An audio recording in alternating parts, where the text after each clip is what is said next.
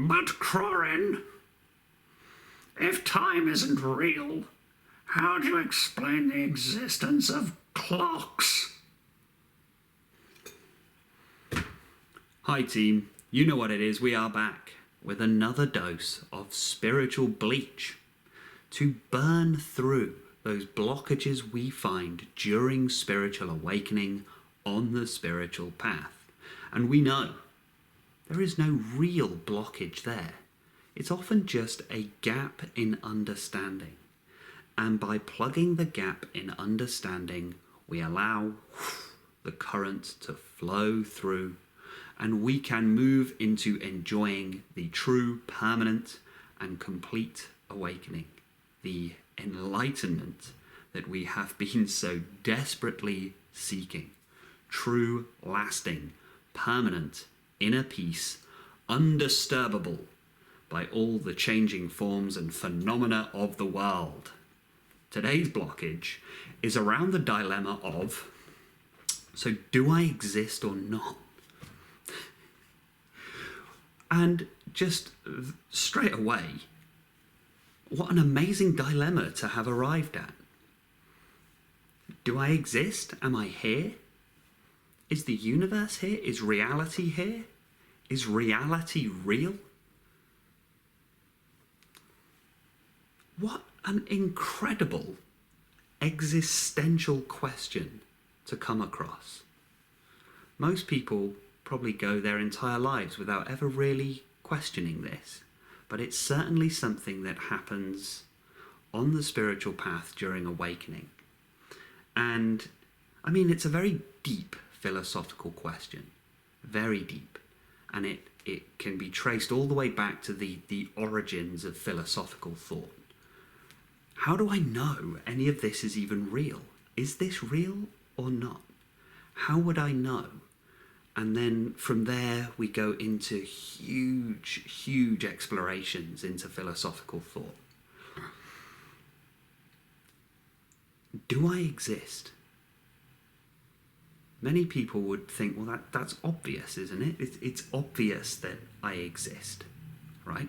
I can see it, I can feel it, I can touch it. You know, it's obvious that I exist. And so that's why it's very perplexing during spiritual awakening on the spiritual path when you come across teachings, pointings,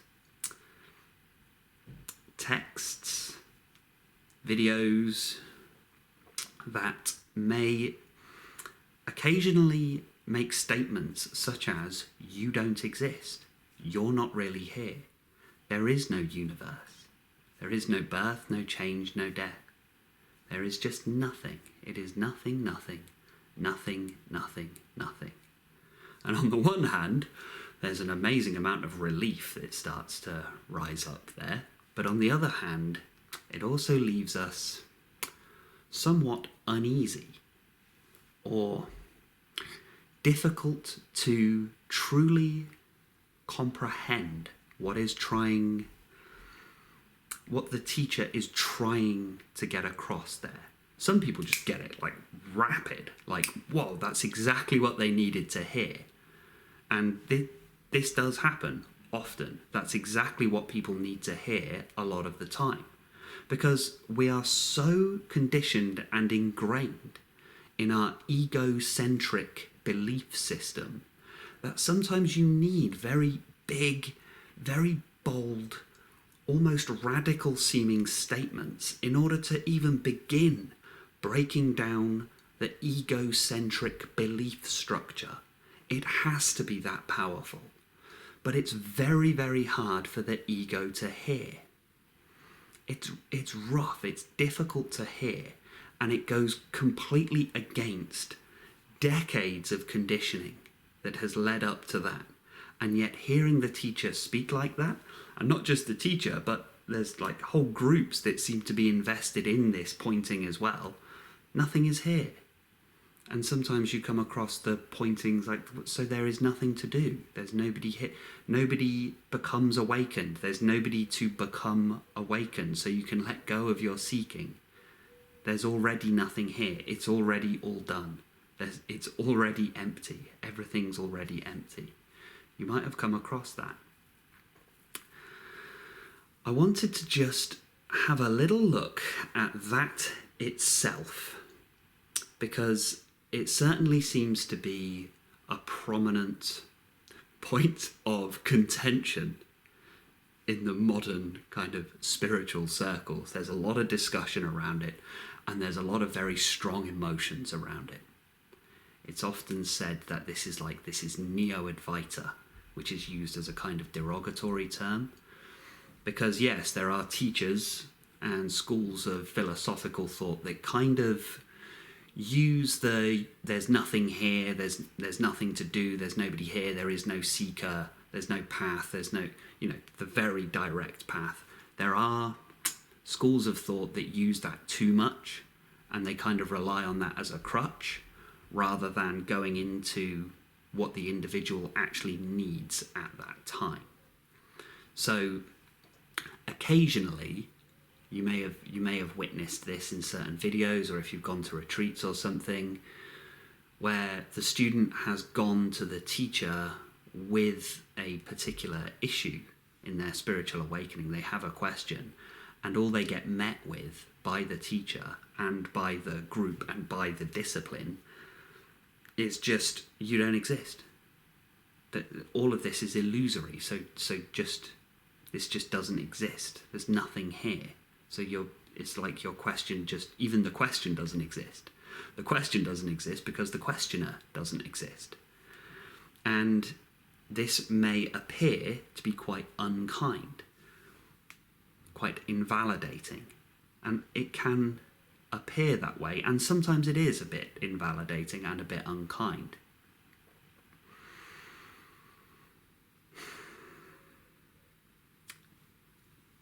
So there are two elements to this, just to go through first, and then we're going to look into this concept of Shunyatar and use Shunyatar as a method of resolving the full thing about whether you exist or not, essentially.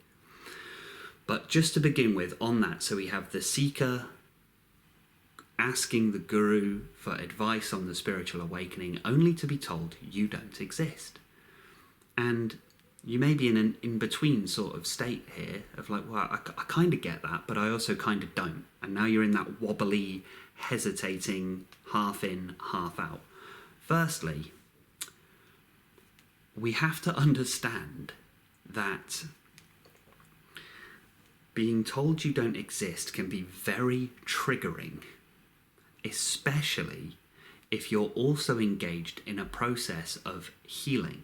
Maybe you're going through some therapeutic process, or you're just taking a very deep look at your life, everything that's led up to this point. And healing and spiritual awakening often kind of happens simultaneously, because often the people who engage in healing practices, as in accessing healing practices and apply them in order to try and heal into increased emotional health and emotional well-being, will be becoming very open-minded. And as you become open-minded, exploring different practices in order to, this is liberating in itself, in order to heal this inner world, in order to heal the inner child, in order to finally be free of the anxiety, the depression, the stress, all of that. And engaging in these practices, principles, processes in order to heal. It's good, it's a very good thing. And in doing that, we'll be expanding with an open mind to look at everything. Yeah, and it's good to explore. I've been through many different disciplines, practices and principles. I began with cognitive behavioural therapy. That was the beginning of my spiritual journey, despite the fact it's very scientific and very secular.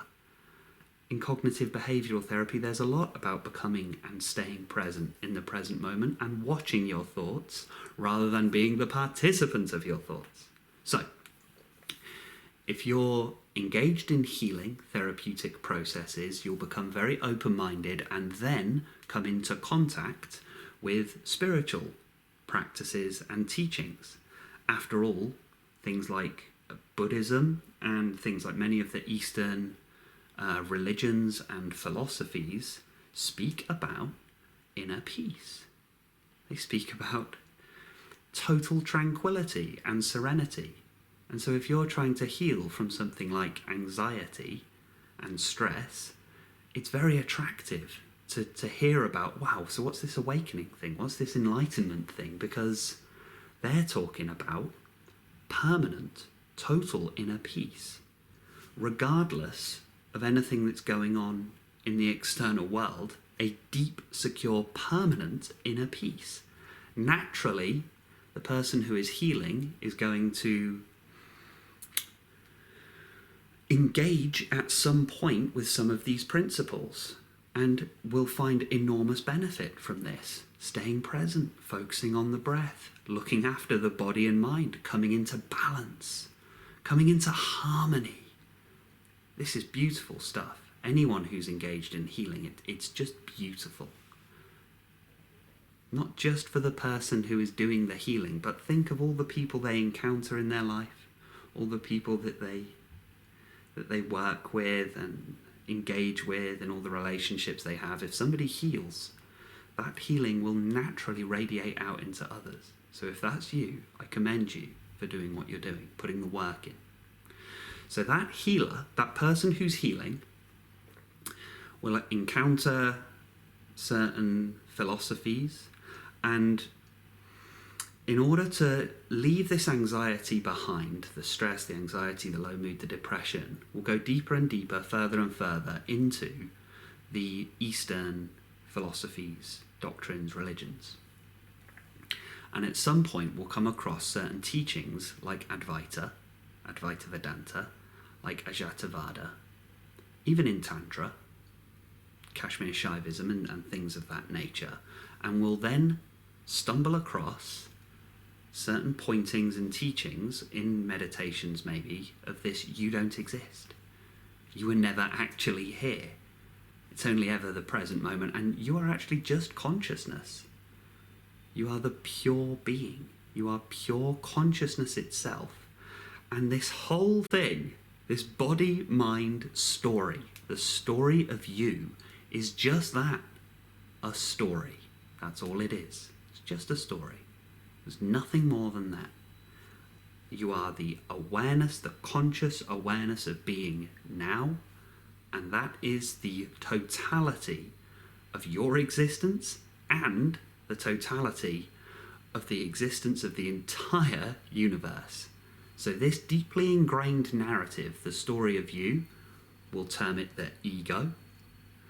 The belief in this ego that you are this story is illusory. It needs to go.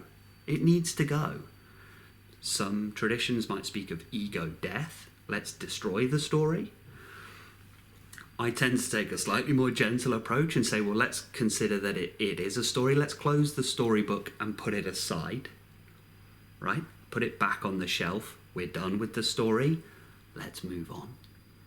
Because my particular theory is that the ego is a kind of very complex emotional trauma response, so it's not going to let up easily. Okay, big clue right there. That's why it holds on so tight, because of what it's protecting. But if we gently close the story and put it back on the shelf and just leave it alone, we don't hate the story. We don't need to destroy the story. We may still even have fond sentiments towards the story, but it's done. It's over. Time to leave it alone. However, if the teacher is a little too dogmatic, if the teacher is a little too fierce and a little too disciplined, a little too, no, this story must go, we gotta get rid, you do not exist, the story of you does not exist, we gotta get rid, do you see what's gonna happen to the person who has put a huge amount of effort, energy and resources into healing and fixing the story? Right? It's naturally going to be incredibly triggering, very challenging to hear, particularly if you are healing from emotional abuse and in particular emotional neglect, and you're only just finding your feet with recognizing the importance of being seen, being validated, being loved. You've only just recognized that, oh, I can build my self-worth, I can build my self-esteem, I can build my self-confidence, I can build up my self-value. Oh, wow, how my self-efficacy even. You're putting work into that, and then you get told, no, you don't exist. None of that's even real. None of that's even true. That's very upsetting to the inner child. So we have to, if we understand that's the mechanism of what's happening there, that's why it can be so challenging to hear. But if we try, rather than become defensive, because it's triggering, and when we get defensive, we do our fight, flight, freeze sort of thing. And I think that's why, because I've noticed there's a lot of arguments that go on about this. I think that's partly what's happening. People getting triggered and going into their fight response, and that's why we have aggressive disagreements. Do we have to disagree so much? It's good to discuss things, but I think ultimately we're all trying to go to the same place. So these disagreements, I think, don't necessarily have to be quite so aggressive. So the one who is healing isn't going to like hearing you don't exist. And yet, if we really understand what it is that the teacher is trying to bring the participant, the seeker, into, we recognize that this statement is not meant to be unloving. Nothing exists, you don't exist, there's nothing to do. It's not meant to be it's not meant as an attack, but it is often received as an attack, naturally. People don't like being told they don't exist, you know. I think that's fair enough. That's fair enough as a concession. It's just, people aren't going to like hearing that, and let's just be realistic here. And one thing I was just going to add in, if you are somebody who facilitates non-dual or Advaita, or you're a conscious therapist, you're very in tune with the spiritual stuff and engaged in the counselling and therapy, well, you've probably come across this, you know, I don't want to, preaching to the choir sort of thing, but I would just say, in my experience, you know, it's, you have to be very judicious, meaning cautious. Use a lot of discernment before saying things along the lines of, you don't exist. That is very powerful stuff. We're around it all the time. If we watch all these videos, if we read all the books and we do all the meditation, we're often immersed in that. We feel safe in that. It's fine, that's good. It's where a lot of the spiritual juice is, right? All emptiness is form, form is emptiness, nothing is actually real. What a relief. But for somebody who's not in that, not immersed in that, well, the statement in itself can be too much. Too much. It's too much power too soon. Somebody's all the way down at the bottom of the mountain. The bright light at the top of the mountain can be... It's just so powerful. It's blinding. Anyway, just wanted to throw that one in there. Just being cautious about using that. And if you are a seeker in that Advaita non-duality sort of thing, be very careful about who you speak to about this sort of stuff. They ain't going to get it. Because they're not trying to get it. I read one really good Buddhist, it was in Zen Flesh, Zen Bones, about it's actually immoral to try to teach people who don't want to be taught. The fact they even said that is actually immoral. I thought that was amazing. Anyway, just some words of caution there. Right, so there's that. We have to, if somebody is healing, put that work in. Being told you don't exist, very triggering. I've been trying to fix this story. Don't tell me to put the story away. I want to fix the story, right? Now, we must also be compassionate and kind understanding towards the teacher. Towards the teacher. We have to understand how infuriating it is for the teacher when a seeker comes to them saying, I am suffering greatly. I don't know what to do. I'm in a dilemma. My mind is chaos. I have a lot of psychological turmoil and suffering. My life's a mess. I don't know what to do. I've come to you. Please help me. I have heard that awakening and enlightenment is how to be at true inner peace always. How do I achieve enlightenment? And the teacher will say, the problem is the ego. That's the problem. The problem is your belief in the ego, so you need to get rid of the ego. If you want to experience enlightenment, get rid of the ego. And the seeker responds with, you can't tell me that. I like my ego. I am my ego. You can't say this. Do you see how frustrating that must be for the teacher?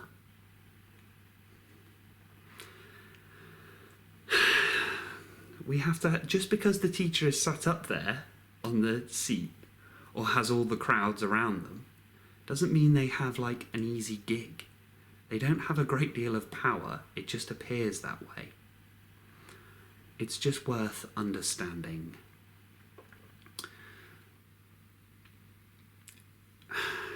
The dilemma that the spiritual teacher is in. There's a lot of accusations thrown around about fake gurus, but I don't think there's nearly enough about fake seekers. There's far more of them. Anyway, I just wanted to develop that first so we understand the backdrop for how this question kind of arises, why there's so much frustration around it, and why it's so difficult. So let's see if we can resolve centuries of conflict in a YouTube video on the internet. We're going to look at Shunyatar. Shunyatar is a Sanskrit word that is often translated as emptiness or void. Firstly, we must understand that Eastern words don't translate into English very well at all, particularly Sanskrit, because those languages are very flowing and they tend to be much more open and much more broad and can have multiple meanings. And we do not like this in English. We are very, very empirical. We are very logical. We like solidity. We like solid definitions of things, and we like things to be exact, all nice, divided, separated up into separate objects. So often, the English words struggle to encapsulate or to convey the true intention of the Eastern word.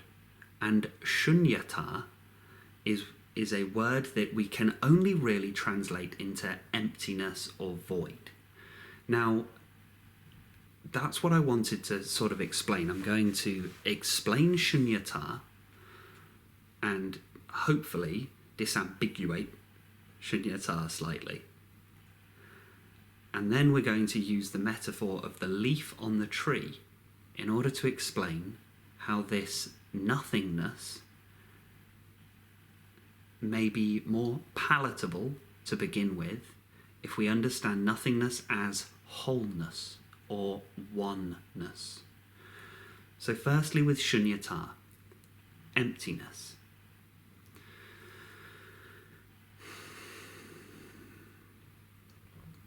If we go a little deeper into what is meant by emptiness, we find that what the term refers to is the curious fact that no phenomena appearing has its own independent existence. Now that may take just a little, just teasing out the meaning of that. Nothing has its own independent existence. Now, is that to say that, well, therefore it doesn't exist? Well, let's not go to that just yet. We'll get there. We'll get to that. But we'll start with what is meant by if it doesn't have its own independent existence. Good place to start. Beautiful place to start. And to demonstrate that, let's just look at, so, I'm currently breathing oxygen, I hope. Yeah, breathing oxygen, as Morpheus says in The Matrix. You think that's air you're breathing now? For all intents and purposes, it's oxygen. Breathing oxygen. Now, at what point does the oxygen become me? I mean, I breathe it in, it goes into my lungs, and then it goes into my blood. So my blood is comprised, a large part of it is oxygen. It's oxygenated. My whole body is oxygenated. And I draw that oxygen in through the process of breathing, and it enters the body.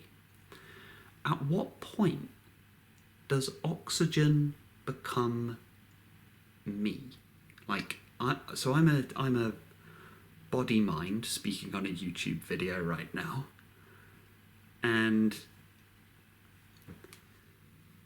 if it wasn't for oxygen, I wouldn't be here, right? We know that much. So at which point, as I breathe in and breathe out, at which point does the oxygen become me? So in many ways, I'm dependent on that oxygen. And so where do we draw the distinction? The concept here in Shunyatar is that nothing exists independent of itself in a void. If it wasn't for the oxygen, I wouldn't be here. We could also then go to the same thing as gravity, right? Gravity, we don't even notice it, it's happening all the time. If gravity wasn't the exact force that it is, there would be, this biological organism wouldn't be manifesting. It would never have manifested. And yet we don't think of ourselves as gravity. It's like, well, I've got nothing to do with gravity. That's just something outside of me, right? And yet I depend on it. So I am not independent of gravity. I am not independent of gravity. I am not independent of oxygen. I am dependent on these things. So my existence is dependent on this interconnected network of phenomena. Now, where does this network end? This is where we really start getting into things right here. Because we start to recognize that actually no thing has its entire existence in and of itself. It requires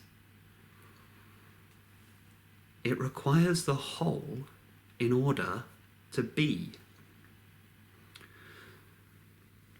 So why, as this individual body-mind, do I consider myself to be an independent being?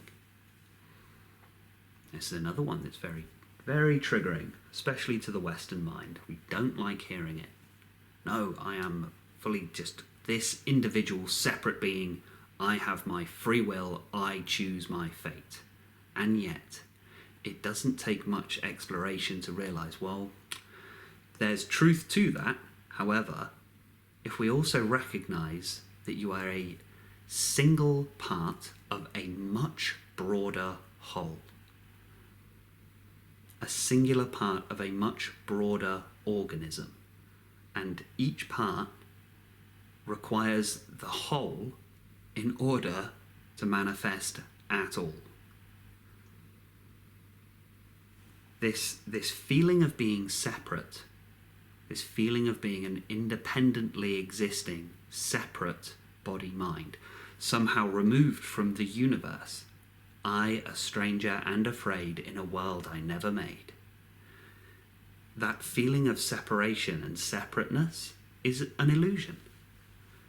It's not That's not real. That's not the reality of the situation. It is the mind that divides everything up into separate objects. We commonly translate Advaita to non-duality, but the better translation is non-separation, non-separateness, no separateness. You are not separate from the universe. You are the universe.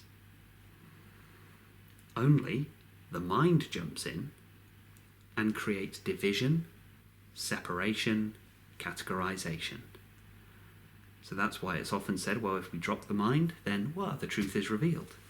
The truth of non-separation is revealed. Because it's actually the mind that's creating the division in the first place. So, that's just beginning to understand with Shunyatar, emptiness, what it's referring to is that no thing has independent existence. And now we're starting to get to some kind of, admittedly, cognitive and conceptual understanding of no thing exists. Look at it like that. No thing exists. Interestingly enough, the word exist comes from existare. I think I'm pronouncing that right. Existere, which is a Latin verb, not a noun. It's a Latin verb, which is a doing word. The Latin verb, existare, which actually means to stand, curiously, but they also translate that to mean to stand out, right? So if we were to say that no thing stands out, no thing exists. Let's say, what do we have here? It was fairly innocuous. I have this rather lovely tube of vitamin C right here. This does not stand out from reality. This is reality. This is the universe. This does not exist outside of the universe. This is the universe. This is the universe. This camera is the universe. This chair is the universe. This is all the universe. Right? No thing stands out, stands apart from. No thing stands apart from the universe. It's all a unified whole. It is the mind that sees that and goes, yes, that stands out. You know, it's separate, it's independent from the space around it, right? It's separate to me because I'm not physically joined to this thing. It's not part of my body, therefore I am separate from it, right? No, I'm not separate to this. We all exist in the universe, meaning we don't exist because we don't stand out. We're all a part of the same unified whole. I hope that's starting to go some way to explain what is meant by emptiness and what therefore is partly meant when we say you don't exist, you don't stand out from the universe. It's a bit of a nicer way of putting it, isn't it? Rather than nothing exists, rather we could instead go to you are the whole. Right. We're getting somewhere, I hope. So, the next part of Shunyatar, to just try and unpack a little here, is that everything is constantly changing. There is a impermanence. So impermanence is a very important part of Shunyatar. Impermanence, meaning things arise, they stay a while, and then they go. All things. The worldly hopes man sets his heart upon turns ashes, or it prospers, and like snow upon the desert's dusty face, alights a little hour or two, then is gone. Omar Khayyam, Sufi poet. Impermanence, which on one hand is utterly terrifying to the mind, but on the other hand, very liberating. Nothing has come to stay, it has all come to pass. And we don't need to go to some lofty spiritual philosophy in order to just truly understand this, because it's been true in your experience. Has anything in your life ever turned up and stayed the same permanently? Can we not witness through our own experience the ever-changing, ever-flowing nature of our experience of reality? It comes and goes and constantly changes. Sometimes things change so much, they are so different from what they were, that they're a completely different thing now, a different phenomena. Now this is going to bake your noodle. We are going to do a little exercise here. Cast your mind back to who you were 5 years ago. Think about that person. Think about the body. Think about the mind. Think about the beliefs, the opinions. Think about the life situation, the work situation, the relationship situation, the living situation, the health situation from 5 years ago. Bring that person to mind. Remember that person. And then compare that person to the person you are now. Are they the same person? Don't go to, well, they're similar, or they grew, or they changed. We're not doing that. We're not going to go to that. Instead, just remember that person. I'm sure you can remember them vividly. Remember that person. Yep, got them as if they were stood right next to you now. Is it the same person? Very different. Really, very different.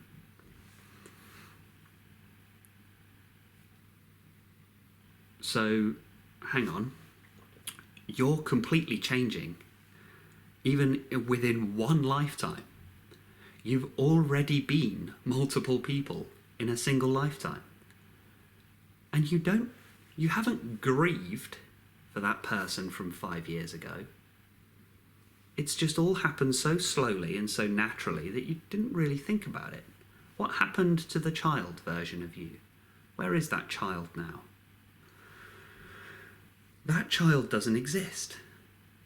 Not anymore. And yet, we didn't grieve the loss of that.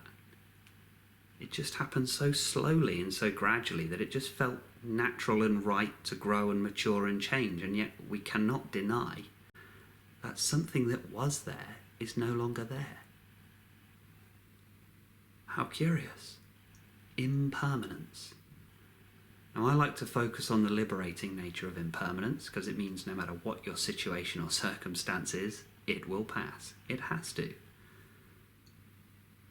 It has to. It's one of the fundamental laws of reality. It must pass. And so in Shunyatar, we can look at, so nothing exists independently of anything else. It's all part of one total, complete whole that is ever-changing, ever-flowing. Plus, everything in there is constantly coming and going, shifting and changing. So, where is reality then? Where is it?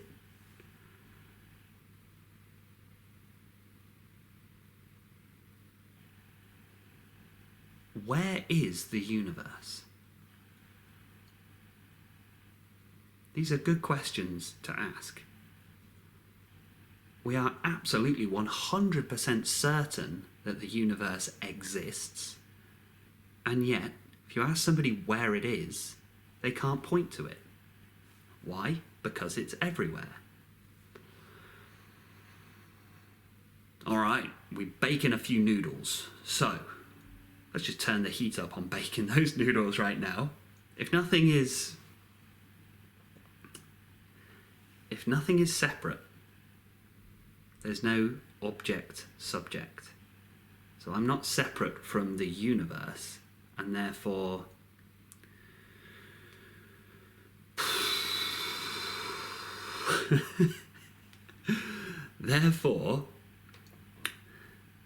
this experience of perception, this experience of observation, is also not separate from the universe. And because there's no object, subject, and it dissolves, and everything's just a singular whole, there's no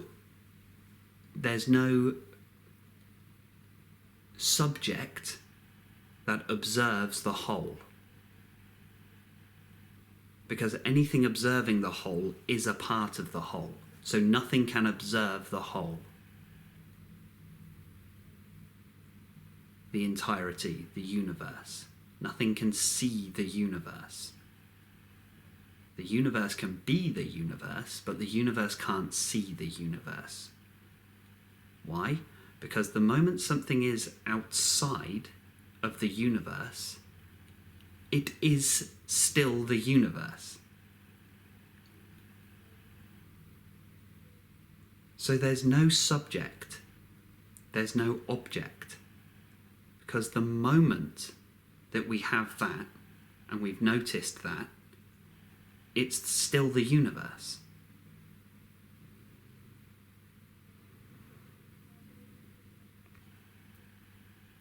So this wholeness, eventually, if we meditate on wholeness, we then come to, so that's where the nothingness thing comes from. Because there's no object, subject, they sort of, if two water droplets touch each other, they become one water droplet. We're getting somewhere, maybe.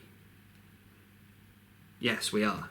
Courage and confidence. Yes, we are getting somewhere. This is borderline incomprehensible to the mind, I know. So just take your time, because there is no time, so there's no rush. We have an infinite amount of time to understand this. Okay. Hopefully, that's beginning to get to how wholeness also means nothingness. No thingness. No separate objects means no objects. No objects means no thing. Nothing. Nothing. Nothing. Nothing, nothing, nothing, nothing. The mind created all of the problems. Because it's the mind that creates division and separation. If we don't create division and separation, ta-da! Whole, complete, perfect. The universe doesn't make mistakes. Now, let's see if we can go into a kind of meditative contemplation so that we can get out of all this cognition, because I know it's a lot, and cognition doesn't actually take us any further to awakening, because cognition is a function of the mind. And as we know, the mind will never be satisfied. Never. The mind resists awakening because it knows upon total awakening, without subject-object, the mind loses its job, and it doesn't want to lose its job. It doesn't want to become redundant. It's going to fight for its job. So, subject-object, once that dissolves, no more mind. There's no need to. The mind is a problem solver. There's no problems. The mind is a threat detector. If there's no more threats, it's gone. Right? There's no independently acting body-mind, because it's all part of the same whole. There's no mind necessary to steer it. We don't need to steer the ship any direction anymore. So the mind loses its job. That's why it resists this. So we're going to get out of the conceptual. And just as a meditative contemplation, bringing it into the here and now, presence only. Right, we're going to just consider the tree. Just imagine a tree. Let go of all the concepts, everything I've just been talking about. Don't worry about any of that. Just drop all of that. Instead, just notice the tree. There is a tree. Perfectly simple. We know what a tree is. We know what a tree looks like. Tree is a tree. And according to the conventional, egocentric way of looking at things, nice and comfortable, just do exactly that. Just do what is the mind is already conditioned to do. Just see a tree. Right? Nothing complicated.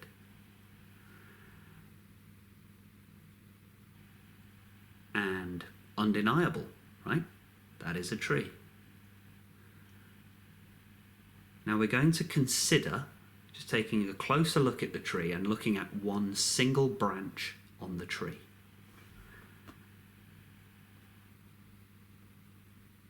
And really vividly create this mental image. This can help bring us into meditative contemplation. Just the branch on the tree. Now, is the branch separate to the tree?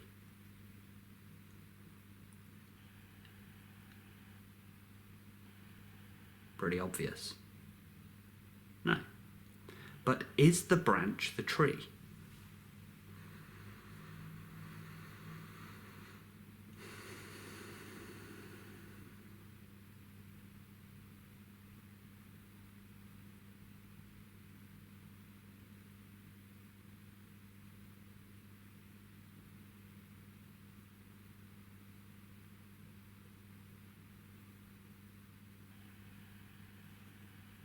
I think you might be starting to get into the realm of what I'm pointing at here. So in this analogy, you are the branch. If we zoom the picture out, we can see a tree. It's a whole. This is a whole organism, right? Beautiful tree. It's only when we zoom in and focus in on a single branch that we see, oh, a branch, and decide that the branch is a separate object. But is there a separate object there, or is there just a tree?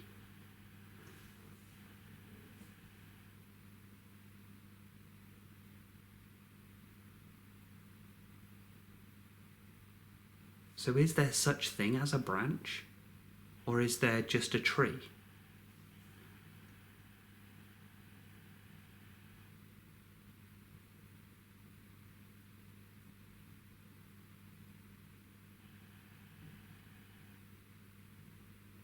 Now, is the tree the branch? Is the tree made of branches, or is the tree just a tree?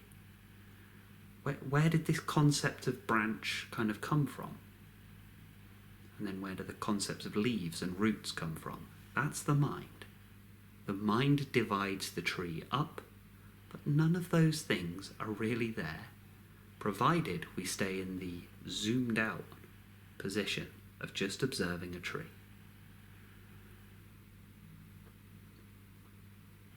Okay, now we know where we're about to go. Just observe the entire totality of your being. All of it, include the ego. Why not?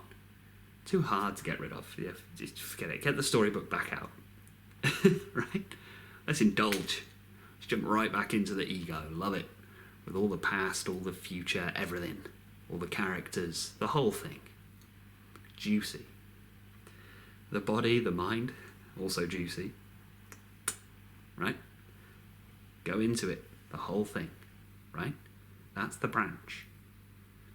You're aware of it, you're aware of the body, you're aware of the mind, you're aware of the stories. The experience of this individual body-mind. Okay? Let's just start zooming that picture out a little. There is a person sat there. Okay, that's fine. Expand, expand, expand. And you can see that person is part of a much larger organism. It is not independent of the universe.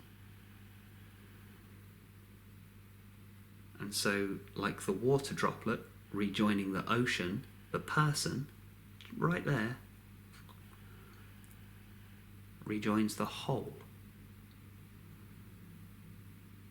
Now, when the water droplet rejoins the ocean, what happens to the water droplet?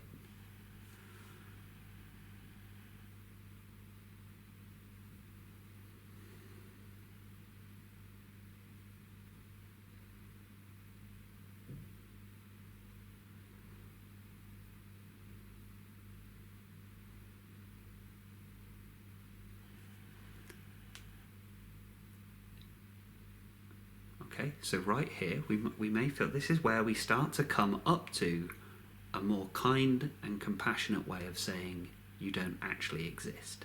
That's what's actually happening.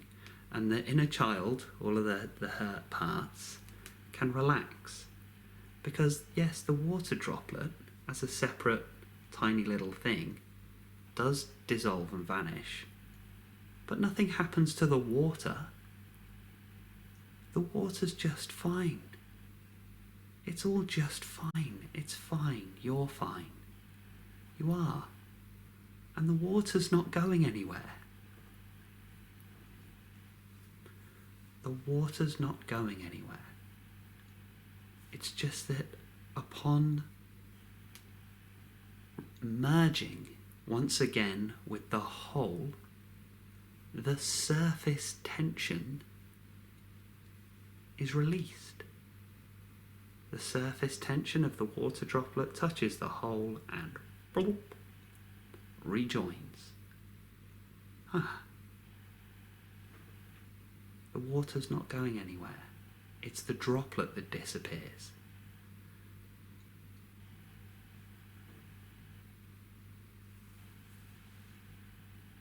So understanding the nature of existence,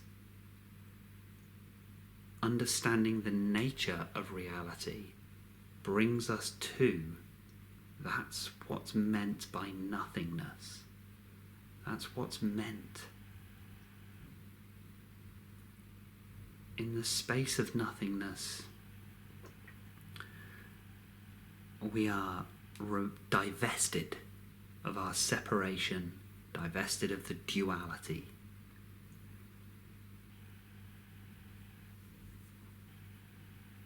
So do you exist? Not really. But that's not said as an attack or a threat or to invalidate or to diminish or to discredit anything about your journey. It's all beautiful. The water droplet enjoyed its fall from the cloud into the water. Fine. But it's time to let go. And that will bring us into the expanded awakening. I think that's probably about everything for today.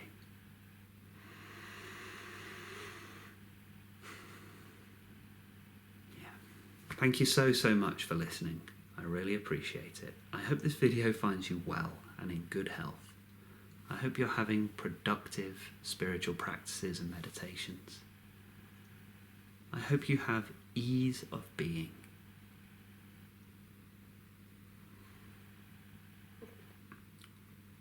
My gratitude and appreciation to you. If you have gained anything from this video, benefited at all, resonated with anything I've said, 1 or 2 points, consider the old like and subscribe button. I know it's cringe to talk about, but if you don't ask, you don't get. And it helps me to spread the word. If you're feeling generous, there's always the donation option, and you can join channel memberships, a paid monthly subscription, and with that you gain the benefits of accessing my exclusive guided meditations and talks. We also have a Discord chat room. You can join a group of like-minded individuals committed to this journey of awakening and healing. Beautiful. Thank you so much for listening. I'm sure we'll have some fantastic discussions in the comments. Take care. Be well. Stay present.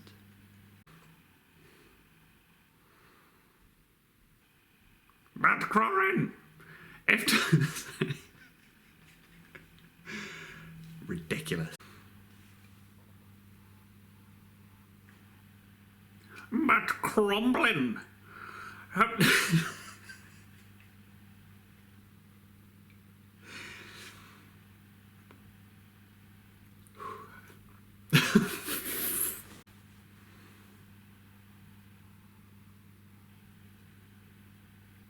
But crumbling.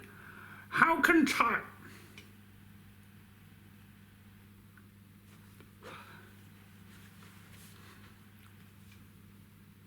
But crumbling.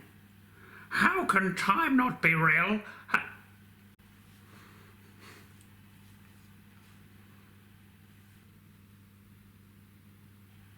But Crorin, if time isn't real, how do you explain the existence of clocks?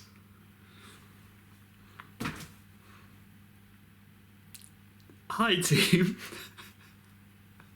Welcome to Spiritual Bleach.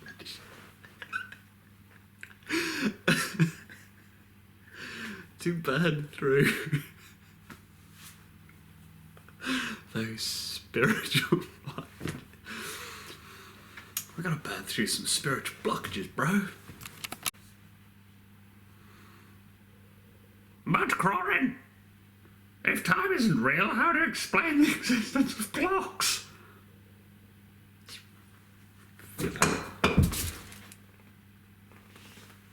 Hi team. You know what it is, we are back with another dose of that high-strength spiritual bleach. To burn through those spiritual blockages.